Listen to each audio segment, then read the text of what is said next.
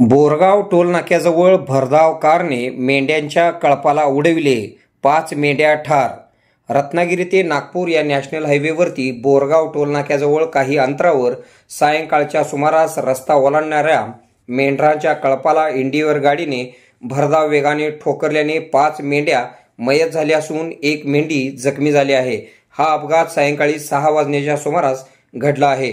बोरगाव येथील विशाल गोरख चव्हाण वय 25 यांच्या मेंढ्या आहेत.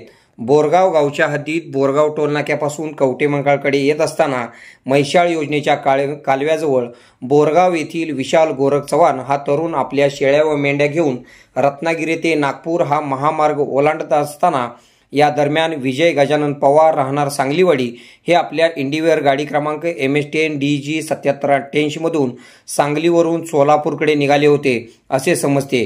इंडिवेअर गाडी अत्यंत भरधाव वेगाने जात होती असे समजते.